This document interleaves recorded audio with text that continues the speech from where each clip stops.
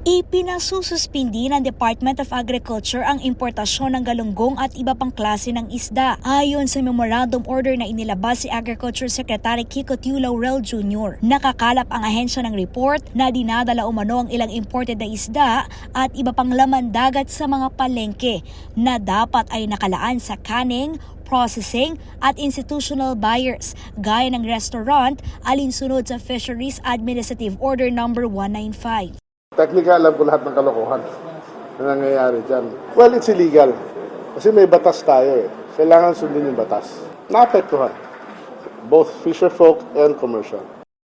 Para mapigilan ang pagpupuslit sa mga palengke, ipinatitigil ang pag-issue ng import clearance para sa frozen na galunggong, bonito at makarel.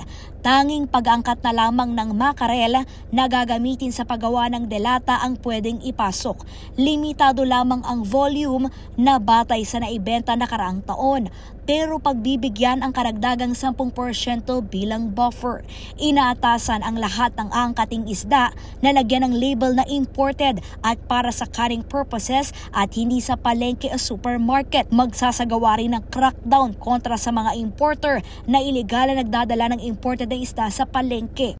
Identified naman most of them, but of course we have to do our audit, diba? I mean, to be fair to everybody na ayaw naman natin tamaan yung legitimate naman, diba? Yung mga taga-palengke, wala namang kasalanan yan eh. Sa totoo lang eh, kasalanan niya yung nagpapasok eh.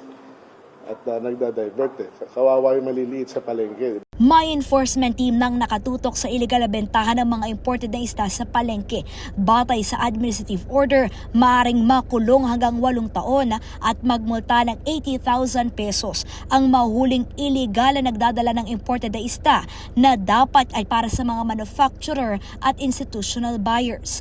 Kalay Zalpardilla para sa Pambansang TV sa Bagong Pilipinas.